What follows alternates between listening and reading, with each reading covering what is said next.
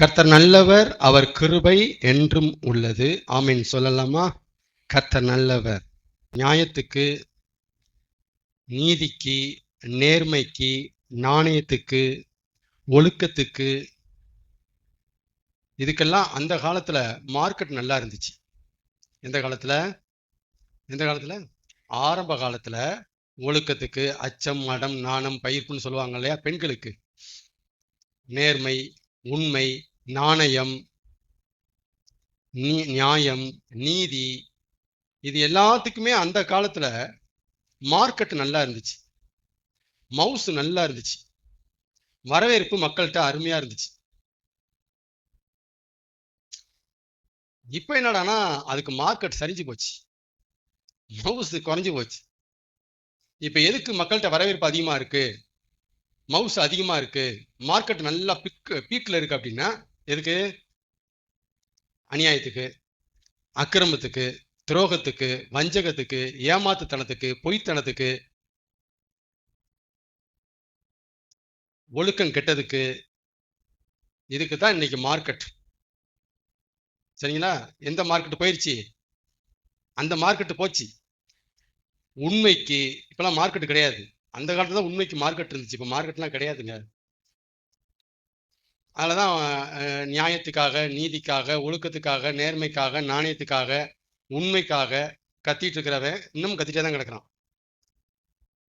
அவன் வளர்ந்த பாடே இல்லை, முன்னேறின பாடே இல்லை. ஏன்னா மார்க்கெட் இல்லை, மக்கள்கிட்ட வரவேற்பு குறைஞ்சு போச்சு.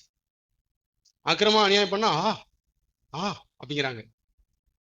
ஒரு வசனம் இருக்கு, வாசிங்க. 2 தெசலோனிக்கேயர் எடுங்க. 2 தெசலோனிக்கேயர் பக்கத்துல இருக்குங்க. 2 தெசலோனிக்கேயர் 2ஆம் அதிகாரம் 11, 12.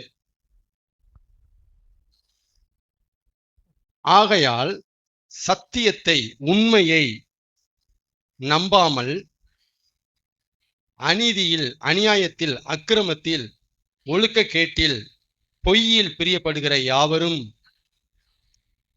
தண்டனை பெறும்படிக்கு அவர்கள் பொய்யை விசுவாசிக்கத்தக்கதாக, நம்பத்தக்கதாக கொடிய வஞ்சகத்தை தேவன் அவர்களுக்கு அனுப்புவார். யார் இதை பண்றது?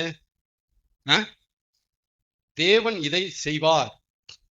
சத்தியத்தை நம்புடான்னு சொல்லி பார்த்தாரு, ஒழுக்கத்தை சொல்லி பார்த்தாரு, நியாயத்தை சொல்லி பார்த்தாரு, நீதியை சொல்லி பார்த்தாரு, நேர்மையை சொல்லி பார்த்தாரு, நாணயத்தை சொல்லி பார்த்தாரு.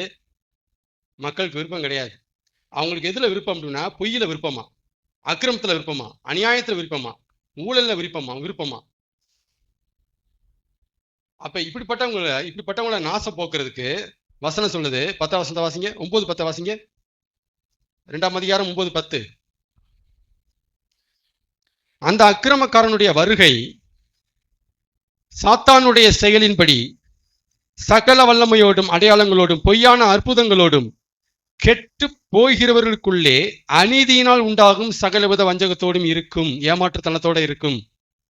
ஏங்க அப்படின்னா அடுத்து சொல்றாரு பவுலு, ரட்சிக்கப்படத்தக்கதாய் சத்தியத்தின் மேலுள்ள அன்பை அவர்கள் அங்கீகரியாமல் போனபடியினால் அப்படி நடக்கும்.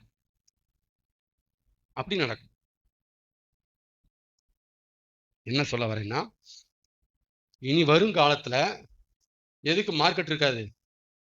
உண்மைக்கு, நீதிக்கு, நியாயத்துக்கு, இதுக்கு மார்க்கெட் இருக்காது, மவுஸ் இருக்காது.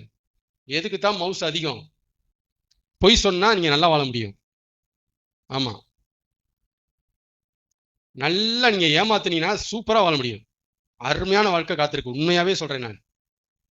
நல்லா நடிச்சீங்கன்னா சூப்பரா வாழலாம். இனி மார்க்கெட்லாம் அதுக்கு தான். நல்லா ஏமாத்த தெரியணும், நல்லா பொய் சொல்ல தெரியணும், நல்லா நடிக்க தெரியணும். சரிங்களா? நீங்க நல்லா ஆசீர்வாதமா இருக்கணும்னு ஆசைப்பட்டீங்கன்னா ஜெபம் கூட பண்ண தேவையில்லை. இதெல்லாம் பண்ணீங்கன்னா சூப்பரா இருப்பீங்க. ஆமா, உண்மையா சொல்றேன். ஏன்னா இதை பண்றவங்க யாருமே ஜெபிக்கிறது இல்லை, தெரியுமா? அருமையா இருக்காங்க. சொல்றது உண்மையா பொய்யா? நீங்க ஜெபிச்சு ஆசீர்வாதத்தை பெறது ரொம்ப சவாலான காரியமா இருக்கு. நீங்க ஜெபிக்காம இப்படி பண்ணி பாருங்களேன். ஐயோ, உங்களுக்கு அவ்வளவு ஆசீர்வாதம் இருக்கு. பட்டு நீ வீடு கட்டிடலாம், இடத்த வாங்கிடலாம், முன்னேறிடலாம் வாழ்க்கையில. சரிங்களா? போயிடலாமா? ரெடியா? அது விசாலமான வாசல், இது இடுக்கமான வாசல். அதனால என்ன சொல்ல வர்றாரு ஆரம்பத்திலேயே, இனி வந்துட்டு இவங்க வந்தாங்கன்னா அவங்க வந்தாங்கன்னா நாட்டை அப்படி ஆக்கிடுவாங்க, ஊரை இப்படி திருத்திடுவாங்க. சோ சாரி, வாய்ப்பு இல்லை ராசா, வாய்ப்பு இல்லை ராசா, அதுக்கெல்லாம் வாய்ப்பு இல்லை.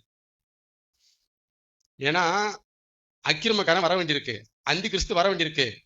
அவன் வந்து ரோடெல்லாம் போட சொல்லிட்டான், ரோடு பாதை இதெல்லாம் போட்டு வெயிட் பண்ணி அடிச்சிட்டு இருக்கிறாங்க. சூப்பரா வர்றான். அவன் நடந்து வரும்போது அக்கிரமம் நடந்துட்டு இருக்கணும், அநியாயம் நடந்துட்டு இருக்கணும், கொலை நடந்துட்டு இருக்கணும், வன்முறை நடந்துட்டு இருக்கணும், கற்பனை நடந்துட்டு இருக்கணும், ஒழுக்கம் இல்லாம ட்ரெஸ் போட்டு இருக்கணும். இதெல்லாம் இருந்தா தான் வருவாராம் அவரு. யாரு? ஏசு இல்ல, யார் வருவா? கிறிஸ்து இல்ல, அந்தி கிறிஸ்து வரணும்னா அந்த துறைக்கு இதெல்லாம் இருக்கணுமா. இதெல்லாம் நாட்டில் நடந்தாதான் நான் வருவேன்டா. இதெல்லாம் ஒரு ஆட்சியாடாங்கிறான். நீ நீதி பேசிட்டீங்கன்னா ஆட்சியாடா. அநீதி நடக்கணும், அக்கிரம் நடக்கணும், கொலை நடக்கணும், ஏமாத்தம் நடக்கணும், பொய் இருக்கணும், நடிப்பு பயங்கரமா பீக்கில் இருக்கணும், எவனை பார்த்தா நடிக்கணும்டா. அது சூப்பர் ராஜ்யம், அருமையான ராஜ்யம்டா. அதனால இந்த ரோட நல்லா போடுங்கடா, நல்லா ரோட போடுங்கடா, பாதையை நல்லா போடுங்கடா, அப்பதான் என்னால வர முடியும்டா வெயிட் பண்ணிட்டு இருக்கிறாரு. அதான் இங்க பவுலிங் எழுதி காட்டுறாரு, அக்கிரமக்காரன் வருகை இப்படி இருக்கும். வரும்போது இப்பெல்லாம் செட்டப் இருந்தால் தான் துறை வருவாராம். அதுக்காகத்தான் மக்கள் அவனுக்காக பிரயாசப்பட்டு, நீங்களாவது வருவாருன்ட்டு இங்கிட்ட ஆயத்தமாகறீங்க, அவன் வரட்டுன்ட்டு அவங்க அப்படியே ஆயத்தமாகறாங்க. யாரு? கிறிஸ்து வருவாருன்னு நம்ம ஆயத்தமாயிட்டு இருக்கிறோம், அந்திரித்து வரட்டுன்னு அவங்க ஆயத்தமாகறாங்க. புரிஞ்சுக்கிட்டீங்களா? நல்லவர், அதெல்லாம் கொஞ்சம் புரிஞ்சுக்குங்க. என்ன சொல்ல வர்றேன் அப்படின்னா, இனிமேலாம் மார்க்கெட்டு நீங்க நினைக்கிற மாதிரி இருக்காது. நீங்க நினைக்கிற மாதிரி உண்மைக்கு, சத்தியத்துக்கு, நீதிக்கு மார்க்கெட் ரொம்ப குறைவா இருக்கு, சரிஞ்சு போச்சு. தங்கத்தோட மவுஸ் ஏறிட்டு தான் இருக்கு, சத்தியத்தை மவுஸ் குறைஞ்சிட்டு இருக்கு. சரிங்களா? அதனால இனி நம்ம அதிகமா கண்ணீர் வடிக்க வேண்டியிருக்கும். ஏன்னா அக்கிரமம் பெருக போகுது, அநியாயம் பெருக போகுது, மக்கள்கிட்ட வரவேற்பு அதுக்கு மட்டும்தான் இருக்கும். அதைத்தான் மக்கள் தேடுவாங்க. இல்லைன்னா நீங்க வந்து உண்மையை பேசுனீங்கன்னா, நேர்மையை பேசுனீங்கன்னா, நடிக்க தெரியல, பொய் பேசலன்னா, பிழைக்கவே தெரியல, நீ எதுக்கு வாழ்றன்னு நம்மள. உனக்கு பிழைக்கவே தெரியல சாமி, எந்த உலகத்துல வாழ்ந்துட்டு இருக்க நீ அப்படின்னு நம்ம கேட்பாங்க. புரிஞ்சுக்கிட்டீங்களா? ஏன்னா மார்க்கெட் இதுக்கு இல்லையா, அதுக்கு தான் மார்க்கெட்டா. சரிங்களா? மார்க்கெட் அதுக்கு இருக்குன்னு போயிடாங்க, அந்த பக்கம் ரெடியா இருக்கான் முழுங்கிறதுக்கு. கர்த்தர் நல்லவர், கர்த்தர் நல்லவர். எல்லாம் பேசிக்கிறாங்க, என்ன பேசிக்கிறாங்கன்னா, அண்டர் கிரவுண்ட் வேர்ல்டு இருக்கு, அந்த வேர்ல்டுல யாரு நாட்டை ஆளணும், எப்படி நாட்டை நாசமாக்கணும், மக்களை யார் ஆட்சி செய்யணும் அப்படிங்கிற இந்த முடிவு எல்லாமே அவங்க தான் எடுக்கிறாங்களாம். என்ன சொன்னேன்? யாருக்கும் தெரியாத ஒரு மறைமுக அரசாங்கம் ஒன்று இருக்கு. அந்த அரசாங்கத்துல இருந்து தான் இந்தியாவை யார் ஆளணும், அமெரிக்காவை யார் ஆளணும், தமிழ்நாட்டை யார் ஆளணும், இப்படி முடிவு எடுக்கிறாங்களாம். அவங்க வச்சதுதான் சட்டமா அப்படின்ட்டு உலகத்துல ரொம்ப காலமா பேசிட்டு இருக்கிறாங்க.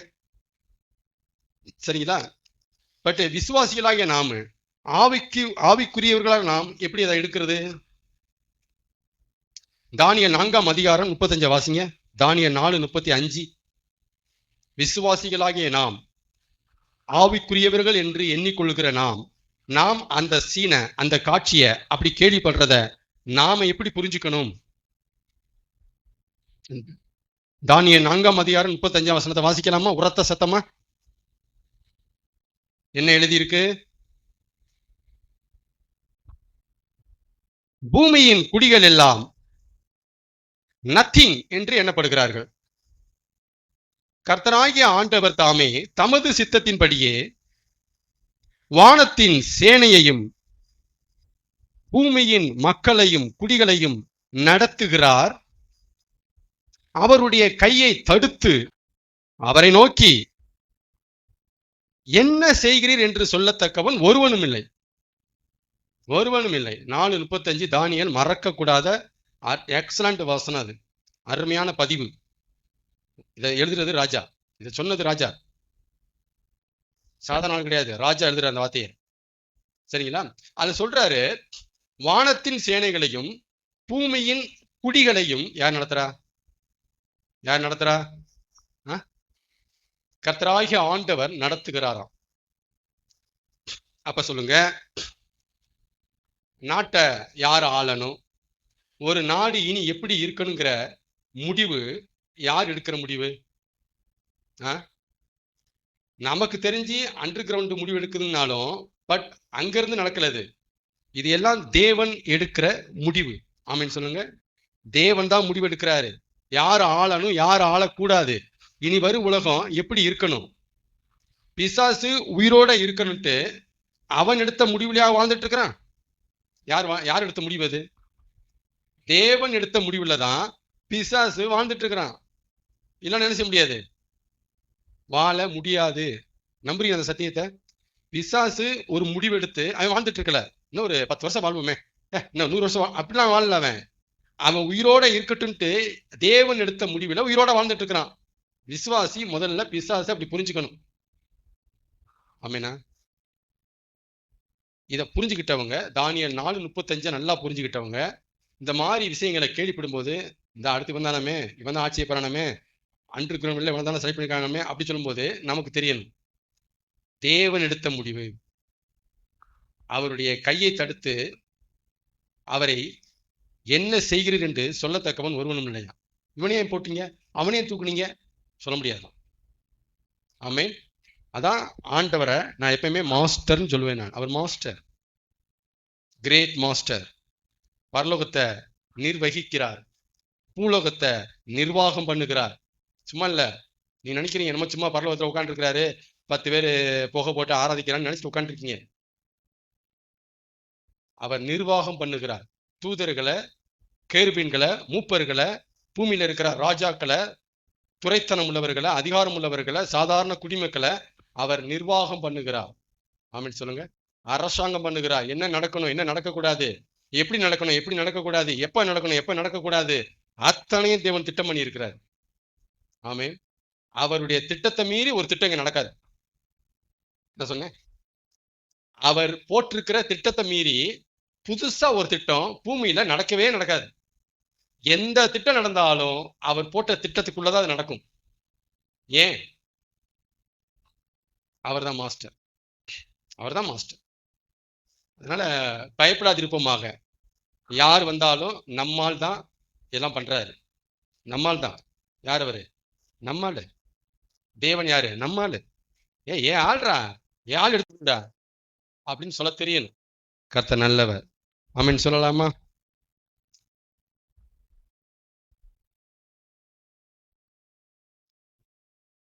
என்னால எல்லாம் முடியுங்கிறவனையும் எனக்கு எல்லாம் தெரியுங்கிறவனையும் ஆண்டவரால ஒண்ணுமே செய்ய முடியாதான். என்கிட்ட சொல்லிட்டு போனாதான் உங்கள்கிட்ட சொல்றேன். நான் என்னால முடியுமே, என்னால முடியுமே அப்படிங்கிறவனையும், எனக்கு எல்லாம் தெரியுமே, எனக்கு எல்லாம் தெரியும் அப்படிங்கிறவனையும், அதை ஒன்றும் பேச வேண்டாம், எங்களுக்கு எல்லாம் தெரியும் அப்படிங்கிறவனையும் ஆண்டவர் வணைய முடியாதான், ஒண்ணுமே செய்ய முடியாதான். புரிஞ்சுக்கிட்டீங்களா? இந்த 2 குணம் இருந்துச்சுன்னா ஆண்டவர் உங்களை ஒன்றும் செய்ய முடியாது. உங்களை உருவாக்கவே முடியாது, உங்களை வணையவே முடியாது, உங்களை ரெடி பண்ணவே முடியாது, உங்களை கரெக்ட் பண்ண முடியாது. அதனாலதான் ஆண்டவர் நம்மளை உருவாக்குறதுக்கு முன்னாடி எப்பயுமே இந்த 2ல கை வைப்பாரு. எதுல கை வைப்பாரு? ஆண்டவர் உங்களை உருவாக்கணும், ரெடி பண்ணணும், கரெக்ட் பண்ணணும்னு நினைச்சாருன்னா முதல்ல எங்க கை வைப்பாரு? என்னடா எல்லாம் முடியும் சொல்றாமே, அப்படியா? செய்டா, வாழ்க்கையை சரி பண்றான், பிரச்சனை சரி பண்றா, போடா பண்றான். முடியாது, முடியாதுல்ல, அங்க கை வைப்பாரு. எல்லாம் தெரியும் சொல்லிட்டு இருக்க நீங்க. எல்லாம் தெரியுமா? என்ன உனக்கு தெரியும்? என்ன தெரியும்? நாளைக்கு என்ன நடக்கும் தெரியுமா? அடுத்த வாரம் நடக்கும் தெரியுமா உனக்கு? சொல்றான். மே 4 உனக்கு என்ன தெரியுமா? மே 4 தெரியுமா? சொல்லு, தெரியுமா? அமெரிக்கா ஈரான் போர் முடியுமா முடியாதா? தெரியுமா? எல்லாம் தெரியும் சொல்லிட்டு இருக்கிறேன். என்ன தெரியும் உனக்கு? தெரியாதுன்னு வாடா. ஆமே. என்னால எல்லாம் முடியும் அப்படிங்கிற புத்தி உள்ளவனையும், எனக்கு எல்லாம் தெரியும் சாமி, நான் கரைச்சி குடிச்சவன் சாமி, எனக்கு எனவே அட்வைஸ் சொல்றது, எனக்கு யாரும் புத்தி சொல்ல தேவையில்லையே, எனக்கு எல்லாம் தெரியும் அப்படிங்கிறவனையும் ஆண்டவர் கரெக்ட் பண்ண முடியாது. அதனாலதான் தேவன் இந்த 2 முதல்ல கரெக்ட் பண்ணுவார். இதை முதல்ல அடிக்கண்டான் பாரு. என்னெல்லாம் அடிச்சார், இந்த இடத்துல வச்சு அடிச்சார். எல்லாம் முடியும் சொல்லிட்டு தெரிஞ்சவன் நான். ஆமா, எல்லாம் தெரியும் சொல்லி தெரிஞ்சவன் நான். வச்சு அடிச்சார். அங்க கரெக்ட் பண்ணதுக்கு அப்புறம் தான் அடுத்த கரெக்ஷனுக்கே வர்றாரு. இதை கரெக்ட் பண்ணாம நம்மளை எதையுமே கரெக்ட் பண்ண முடியாது அவரால். இது டேஞ்சரான இடம். அது ஆண்டவர் கை வைக்க முடியாது நம்மளை. ஆமேன். ஸ்ட்ராங்கான டீச்சிங். அந்த என்னால முடியுங்கிறது தன்னம்பிக்கை. எனக்கு எல்லாம் தெரியுங்கிறது ரைட்டிங் பேப்பர். ரைட்டிங் பேப்பர் எழுதிட்டான், இதான் இருக்கும் தெரியுமே, ஓ அதான் இருக்கும் தெரியுமே, ரைட்டிங் பேப்பர். பிளைன் பேப்பரா இருந்தா ஆண்டவர் எழுத முடியும். நீங்க எழுதி வச்சீங்கன்னா அதை அவர் எழுத மாட்டார். என்ன சொன்னேன்? வெற்று காகிதமா A4 சீட்டை பிளைன் பேப்பரா கொடுத்தீங்கன்னா ஆண்டவர் எழுதுவாரு. நீங்க அப்படியே ஃபுல்லா எழுதிட்டு ஆண்டவரே கையெழுத்துனா தூக்கி குப்பையில விட்டுருவாரு. கையெழுத்து போடுங்க ஆண்டவர், போடா போடாடி போட. எழுதாத பேப்பரா அவர் கையில கொடுக்கணும். அதான் எனக்கு ஒன்றும் தெரியாத ஆண்டவரேன்னு சொல்றது. எனக்கு ஒன்றும் தெரியாத ஆண்டவரே, எனக்கு எதிர்காலம் தெரியாத ஆண்டவரே, எனக்கு இங்க இருந்து படப்பை கூட பார்க்க முடியாது, இங்க இருந்து ரோட இப்ப பார்க்க முடியாது என்னால, இங்க இருந்து அடுத்த தெருவை என்னால பார்க்க முடியல. இவ்வளவுதான் நான். ஆனா அவரு பரலோகத்துல உட்கார்ந்துக்கிட்டு பரலோகத்தையும் பார்க்கிறாரு, உங்களையும் பார்க்கிறாரு, சின்ன வஞ்சுவாஞ்சேரியும் அவர் பார்க்கிறாரு. பார்க்கிறாரா? அப்ப அவருக்கு தான் எல்லாம் தெரியும். கர்த்தர் நல்லவர். நமக்கு ஏத்தபடி அல்லது நாம எதிர்பார்க்கிறபடி கர்த்தர் நம்மகிட்ட நடந்துக்கணும். அப்படித்தானே? நல்லா கவனிக்க, டாபிக் முடிக்க போறேன். நமக்கு ஏத்தபடி நாம எதிர்பார்க்கிறபடி கர்த்தர் நம்மகிட்ட நடந்துக்கணும். எஸ் ஆர் நோ சொல்லுங்க, சரியா தப்பா? நமக்கு ஏத்தபடி நாம எதிர்பார்க்கிறபடி கர்த்தர் நம்மகிட்ட நடந்துக்கணும் அப்படிங்கிற எதிர்பார்ப்பு இருக்கிற யாருமே கர்த்தர்கிட்ட இருக்க முடியாது, வாய்ப்பே இல்லை.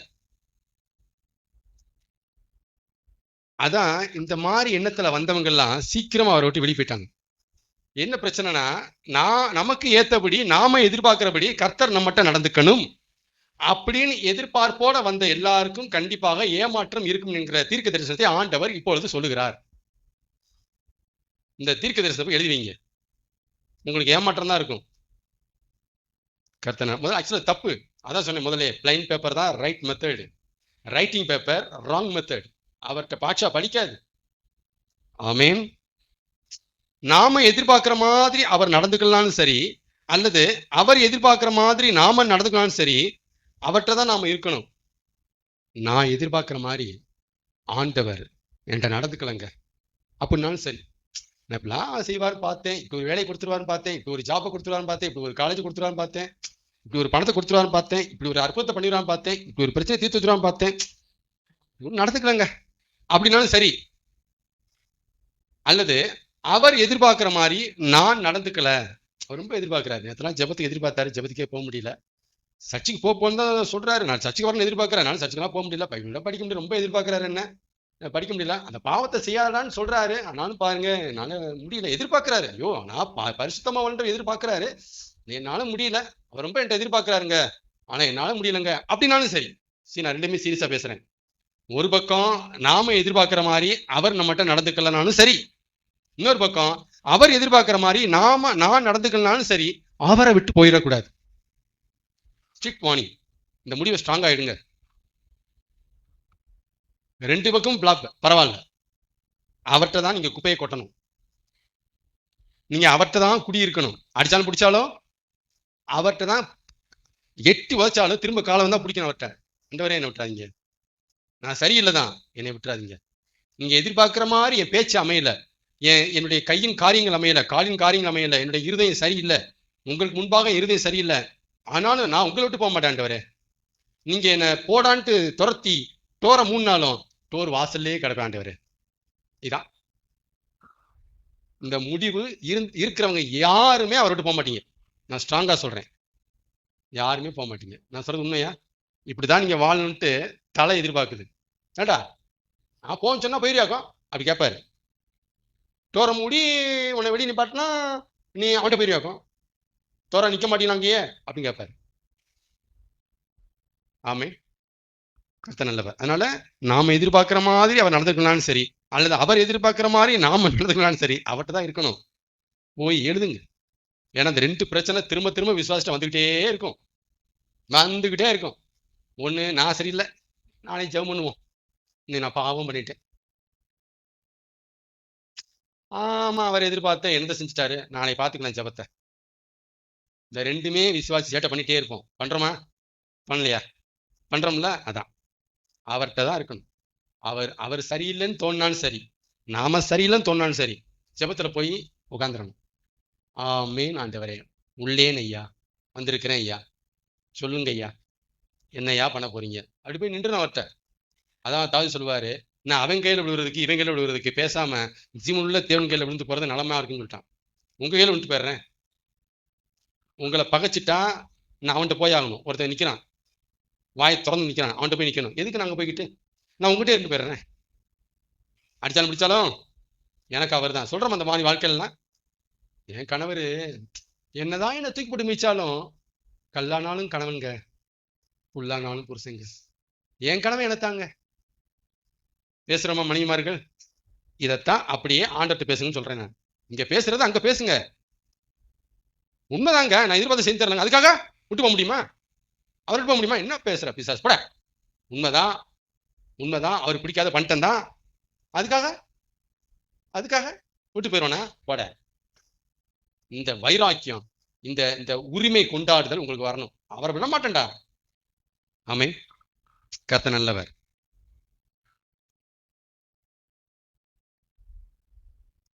முடிப்போம்.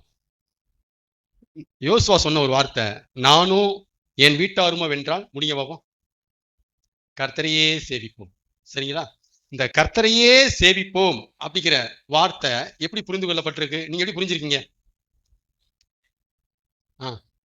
கர்த்தரையே சேவிப்போம் அப்படின்னா என்ன? கர்த்தரையே சேவிப்போம்னா ஒரு மூணு காரியம் உள்ளடக்கின ஒரு வார்த்தை அது. என்னன்னா, கும்பிடுறதா இருந்தாலும் நான் அவரை தான் கும்பிடுவேன். அவர் தான் கும்பிடுவேன், வேற யாரும் கை நினைச்சு கும்பிட மாட்டேன். நம்பர் 1. 2வது, நம்புறதா இருந்தாலும் நான் அவரை தான் நம்புவேன். நான் யாரையும் நம்ப மாட்டேன். கும்பிடுற விஷயத்திலையும் யாரை தான் வைப்பேன், நான் அவரை தான் வைப்பேன். நம்புற விஷயத்திலையும் யாரை தான் நிப்பாட்டுவேன், அவரை தான் நிப்பாட்டுவேன். ஆசைப்படுற விஷயத்திலையும் அவரை தான் நிப்பாட்டுவேன். அவருக்கு என்ன ஆசையோ அவர் பார்த்து இந்த சேலை எடுத்திருந்தா சரிங்கன்னு கட்டிக்குவேன். அவர் பார்த்து எனக்கு இதை தந்தா சரிங்கன்னு வாங்கிக்குவேன். இதான் அவரையே சேவிப்போம். கும்பிடுறது மட்டும் இல்லை, நான் ஆண்டவரையே கும்பிடுறேங்க. இப்பெல்லாம் நான் எந்த திருப்தி கும்பிடுறது இல்லையே, நாங்கள் ஆண்டவரையே கும்பிடுவோம். இதை சொல்லிட்டு அங்கிட்டு போயிட்டு கர்த்தரை நம்ப மாட்டாங்க. அங்கிட்டு போயிட்டு இவங்க ஆசையை போய் எழுதி வைப்பாங்க, இதை செய்து தாரும் ஆண்டவரே, அந்த காரை தாரும் ஆண்டவரே, அந்த பில்டிங்கை தாரும் ஆண்டவரே, இப்படி இவங்களா எழுதிட்டு இருப்பாங்க. கர்த்தரையே பின்பற்றுதல், கர்த்தரையே சேவித்தல்னா கும்பிடுற விஷயத்திலையும் கர்த்தர் தான், நம்புற விஷயத்திலையும் கர்த்தர் தான், ஆசை விஷயத்திலையும் கர்த்தர் தான். இந்த 3 நீங்க நல்லா கோர்த்து உள்வாங்கிட்டு வாழ்ந்தீங்கன்னா நீங்க தான் கர்த்தரையே சேவிப்போம் சொல்றதுக்கு தகுதியான ஆள். கும்பிட்டுக்கிட்டு வெளியே போயிட்டு பணத்தை நம்பிக்கிட்டு, நகையை நம்பிக்கிட்டு, இடத்தை நம்பிக்கிட்டு, புருஷனை நம்பிக்கிட்டு, இவனை நம்பிக்கிட்டு, அந்த அவனை நம்பிக்கிட்டு வாழ்ந்தீங்கன்னா நீங்க கர்த்தரையே சேவிக்கல, கர்த்தரையும் சேவிக்கிறீர்கள், அவ்வளவுதான். கர்த்தரையே நீங்க சேவிக்கல. நம்பலாமா? கர்த்தரையே சேவிக்கலாமா? கர்த்தரையும் சேவிக்கலாமா? கர்த்தரையே சேவிக்கணும். அப்பெல்லாம் என்ன செய்யணும்? அவர் ஒருவர் தவிர யாரையும் கைகூப்பி வணங்கக்கூடாது. அவர் தான் தெய்வம். அப்புறம் அவரை தான் நம்புவேன். என்ன ஆனாலும் பரவாயில்ல போ, நான் அவரை தான் நம்புவேன். யார் கைவிட்டாலும் பரவாயில்ல, அவரை தான் நம்புவேன். அவரே கைவிட்டாலும் அவர் தான் நம்புவேன். போய 3, எனக்கு எதுவும் ஆசை இல்லை. தலை ஆசை தான் ஏன் ஆசை. அவருக்கு என்ன பிடிக்குதோ அதான் எனக்கு பிடிக்கும், அவருக்கு எது பிடிக்கலையோ அது எனக்கு பிடிக்காது. அப்படித்தாங்க. ரொம்ப சவால். நான் சொல்றது கஷ்டமான வாழ்க்கை பேசிட்டு இருக்கிறேன். அதனால இந்த உபதேசத்துக்கு மார்க்கெட் கம்மியா இருக்கும். இதுக்கு மார்க்கெட்டே கிடையாது. இந்த மாதிரி பேசக்கூடாது.